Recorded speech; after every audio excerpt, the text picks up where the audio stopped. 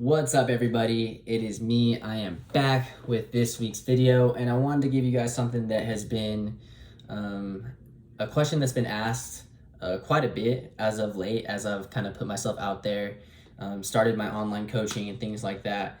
I would say it's probably the most common question that I do get, especially for new clients that are starting to work with me. And so I hope you enjoy the information that I'm going to go ahead and give you guys. Hopefully it adds some value. And yeah, let's get right into it.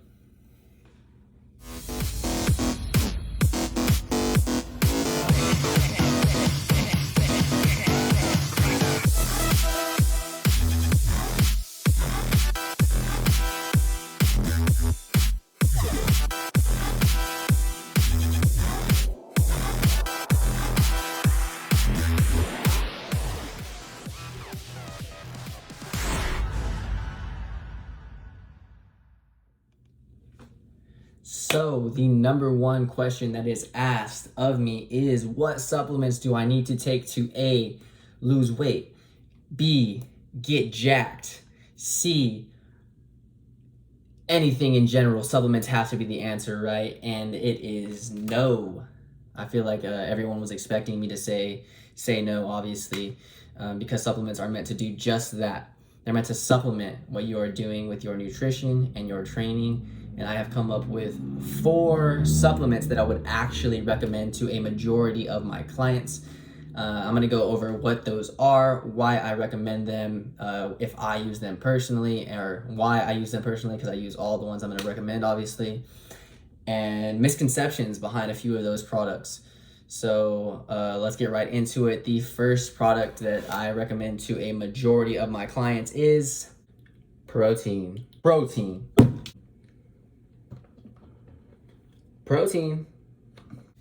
And I recommend protein because it is the most important, I would say. I mean, they're all equally as important when you talk about macronutrients, right? But it is the muscle building, muscle sparing, the building block of muscle is protein, is those amino acids, right? And so that's why it is paramount that we make sure we hit our protein goal for the day as far as nutrition goes.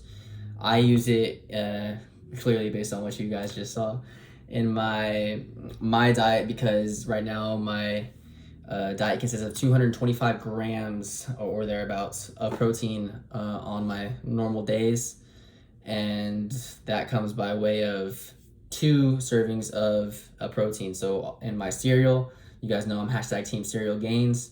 That is 2 scoops of a whey isolate, a fast digesting, want to get it in right after my post-workout to just start that recovery process as soon as I can. And then the other time I have it is in my final meal, because I'm hashtag Team Dessert every night. I put it in my oatmeal, and it makes really, really good dessert. My clients know I put them on. If you're not on that, try it. I know it seems strange to people. When I was doing it in the dining comments, people would look at me funny, but if they tried it, they know it's fire. So that is what I use it for, just a supplement, because it would be hard to eat, for myself at least, 225 grams worth of protein from chicken breast, or in my case, beef. That's a lot of meat, and it can upset a lot of people's stomachs. And so whether it be whey or a plant-based protein, if whey doesn't sit well with yourself, it just makes it easier to hit the mark as far as hitting those macronutrient goals go.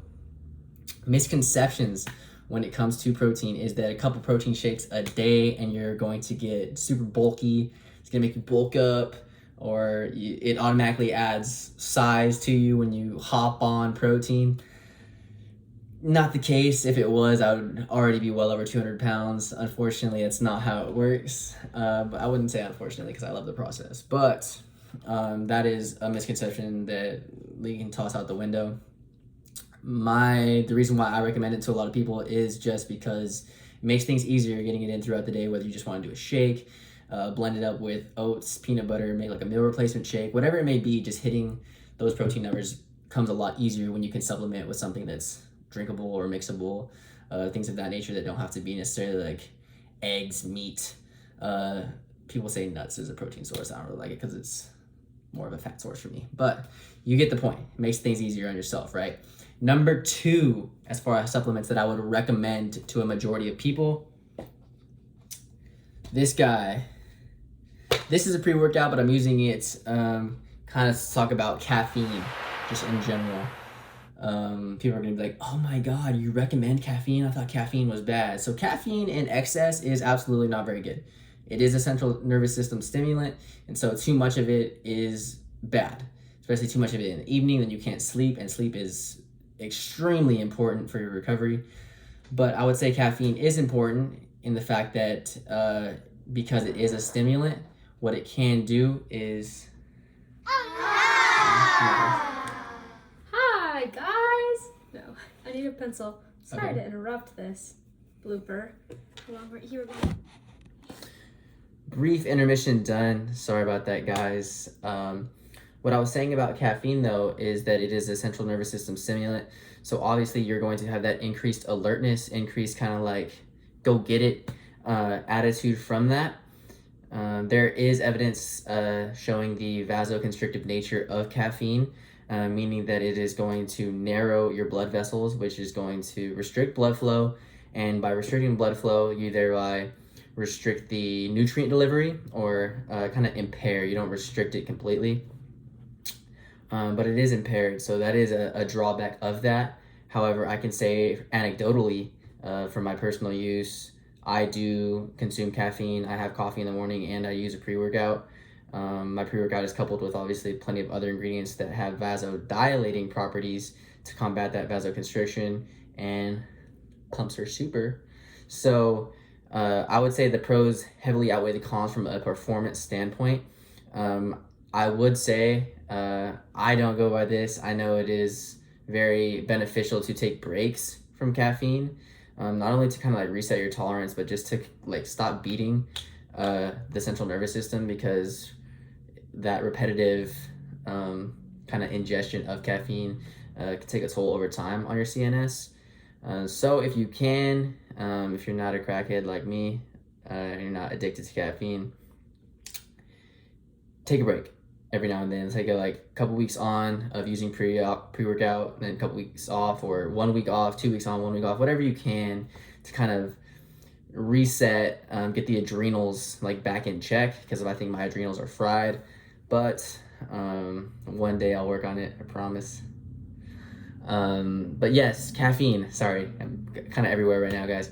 But as a performance boosting ingredient, just that increased alertness is going to be a definite plus. So that's why I would recommend it for a majority of clients, and then just everyone out there that's looking to boost their performance. That would be one supplement I would say worth looking into, just because it's a super cheap ingredient. If you got just pure caffeine, it is very cheap. If you are buying energy drinks, there's a bunch of other shit in there that may not be the best. I personally consume them on occasion, but that's one way of getting the caffeine in. But anything just to increase that alertness, any stimulant that isn't super crazy, like some B.A.M, if you guys are familiar, or something that's like just completely gnarly. Something, a stimulant like caffeine in moderate doses that's not too much, not too taxing, or too like crazy on the adrenals, but just enough to get you going, is what I would recommend. Oh hey, didn't see you there. I'm currently cooking up some ground beef, and then there's some rice in here. Don't get that camera fogged. But what I'm also doing is making my intro workout drink to put in the fridge to get cold. And I want to show you because it includes ingredient number 3, which is creatine. So what makes creatine so great? First and foremost, it's probably the most studied sports nutrition supplement around. It's been studied for a long time, multiple decades, and there's just a bunch of evidence suggesting that it does work as far as boosting your performance. And its mechanism of action in the body is when ingested in proper amounts, it works to just boost the creatine phosphate within your body for the creatine phosphate system of energy. And so that creatine phosphate is going to bind to adenosine diphosphate, thereby giving it that high energy phosphate molecule, making it back into adenosine triphosphate, which is ATP, which obviously we need for that energy and that cellular output. So anything anaerobic exercise-wise, anything you're not using the aerobic pathways for energy, you're gonna benefit from creatine use. If you're using like monohydrate, 5 grams a day is fine. I don't really believe in a loading phase. A lot of people say you got like 20 grams for your first week, then you go to 5 grams. I just go on 5 grams a day of monohydrate. And then common misconceptions, I know for a long time I was using creatine and I was getting flack for it because allegedly when you hop on creatine, you're unnatural. I can promise you that's not the case because you can go get it at Rite Aid. So creatine is perfectly fine for you. And the other misconception is water weight. Creatine makes you hold water or retain water, but that's not false. So it does, but a lot of water weight and looking watery visually has to do with extracellular water. Whereas what creatine is doing is it's actually drawing water into those cells, giving you a fuller, more volumized look.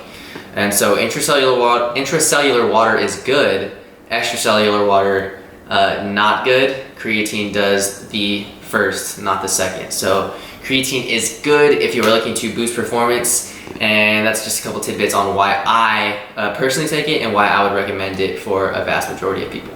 Now the final supplement that I would recommend to a vast majority of people is the only supplement that I would say is essential.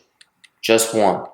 All those other ones, like a whey protein, if you get enough protein through Whole Foods, I don't think that a protein powder is essential. If you eat enough red meat, there's a chance that you have enough creatine phosphate in your system, right? And it can definitely, you would benefit from it, but is it essential? No. The third one I said was caffeine. It was actually the second one, but is that essential? Absolutely not. If you got that natural energy, if you're just naturally just on 10, more power to you. It is not but it's not essential. This one right here is something that I will say is absolutely essential. It's something that I take every morning right when I wake up, and I don't know if you can kind of guess what it is just by that, but I'm gonna go ahead and show you. Open up the sup cabinet, move the pepper once more. Boom. It's a multivitamin.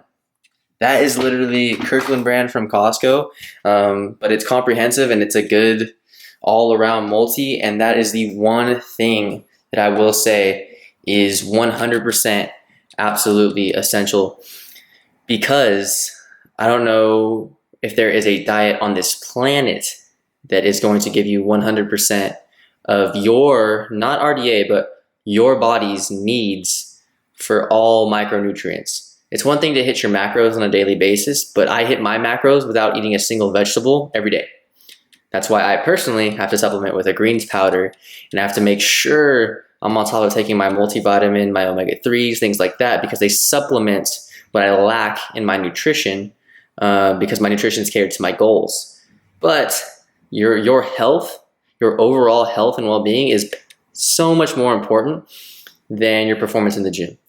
I'll talk about for my goals, it's 100% diet, 100% training, but what it is 200% is making sure I'm on this earth for as long as possible, right? It doesn't matter how great you look if you're only around for a short period of time. I want to make sure I'm able to be here for the next, I don't know, maybe we'll break some records around for 100 more years or something. But that is the one thing I will say is your body needs those micronutrients to function. For all the enzymatic reactions, you got to make sure you have enough zinc, enough magnesium for things like that. If your iron deficiency is a huge problem right now, and so if just taking a multivitamin can fill those gaps that you're lacking, even if you're hitting your macros and not hitting those micros, I feel that is just as important for that overall health. So with that being said, that is the final supplement that I would recommend for the vast majority of individuals out there. I make sure, obviously, first and foremost, that all the people that I work with do, if the bare minimum, at least get that multivitamin in there. And then, obviously, if you're looking to peak performance, things like caffeine and creatine, well-studied ingredients, and can definitely, research suggests, boost your performance in the gym. or in the arena, wherever you're competing or training at. And then finally protein, just so you are hitting that protein macronutrient intake for the end of the day. Those are the 4, guys. There's plenty of other supplements out there. Like I said, I use more as well, but I can get into more advanced things later. These are the 4 that I would say if you have X amount of dollars, you need to go and only get 4 things that can take you to the next level. This would be what you need. If there was one essential one, that's that multivitamin I just talked about. Make sure it has 100% of at least those RDA values for you. And then obviously everyone is different, so everyone's going to need more like for endurance athletes are going to need different B vitamin complexes than strength athletes. You're going to need more niacin, more riboflavin, things like that. So making sure you're hitting those macros for your personal needs and what is going to boost your performance the most, because everyone is different. But bare minimum, everyone needs that multi. That being said, I hope you enjoyed this video. If you want more specific, or you had any specific supplements that you wanted me to speak on or advice about, drop them in the comments, shoot me a DM on Instagram.